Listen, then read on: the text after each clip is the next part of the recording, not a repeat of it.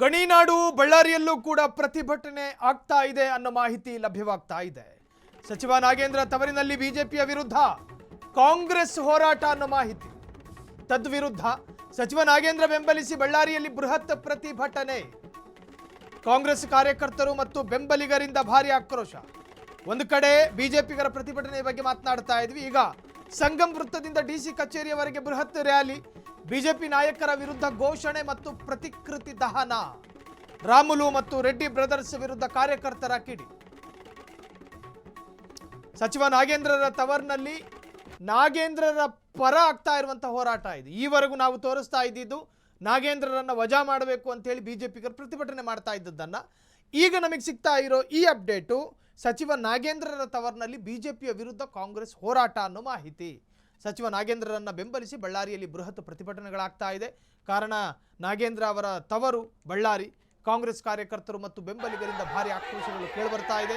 ಇನ್ನು ರಾಮುಲು ಮತ್ತು ಬಳ್ಳಾರಿ ಬುಲ್ಲೋಡು ರಾಮುಲು ಮತ್ತು ಜನಾರ್ದನ ರೆಡ್ಡಿ ಅವರ ಪ್ರತಿಕೃತಿಯನ್ನ ಸುಡುವ ಮುಖೇನ ತಮ್ಮ ಆಕ್ರೋಶವನ್ನು ವ್ಯಕ್ತಪಡಿಸ್ತಾ ಇದ್ದಾರೆ. ಅದರ ಎಕ್ಸ್ಕ್ಲೂಸಿವ್ ಆದಂತಹ ವಿಜುವಲ್ಸ್ ಅನ್ನು ಸ್ಕ್ರೀನ್ ಮೇಲೆ ಗಮನಿಸ್ತಾ ಇದ್ದೀವಿ.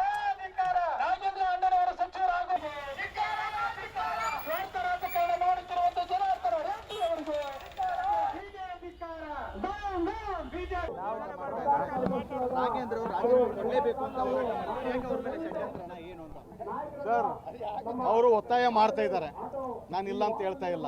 ಒತ್ತಾಯ ಮಾಡಕ್ಕೆ ಅವರಿಗೆ ಯಾವುದೇ ನೈತಿಕತೆ ಇಲ್ಲ. ಯಾಕೆ ಒತ್ತಾಯ ಮಾಡಕ್ಕೆ ನೈತಿಕತೆ ಇಲ್ಲ ಅಂತಂದ್ರೆ,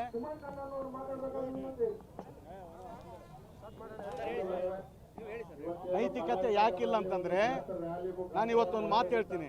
ಇವತ್ತು ಮೋದಿಜಿ ಸರ್ಕಾರದಲ್ಲಿ 39%, ನೆನಪಿಟ್ಕೊಂಡ್ರೆ 39% ಇವತ್ತು ಯೂನಿಯನ್ ಮಂತ್ರಿಗಳು. ವಿಷಯ ಇವತ್ತು ಬಿಜೆಪಿಯವರು ನಮ್ಮ ನೆಚ್ಚಿನ ನಾಯಕ ಶಾಸಕರು ಮತ್ತು ಸಚಿವರಾದ ಬಿ ನಾಗೇಂದ್ರ ಅಣ್ಣವ್ರನ್ನ ರೆಸಿಗ್ನೇಷನ್ ಕೇಳ್ತಾ ಇದ್ದಾರೆ.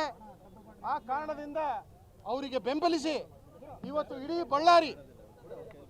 ಬಳ್ಳಾರಿ ಪಕ್ಷ ಅಲ್ಲದೆ ಪಕ್ಷ ಬಿಟ್ಟು ಅಭಿಮಾನಿಗಳು ಮತ್ತು ಸಾಮಾನ್ಯ ಜನರು ಇವತ್ತು ಹೆಚ್ಚಿನ ಸಂಖ್ಯೆಯಲ್ಲಿ ಅವರು ಸಪೋರ್ಟಿಗೆ ಬಂದಿದ್ದಾರೆ.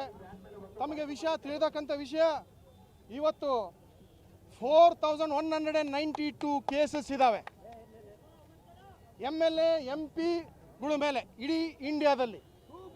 ಅದರ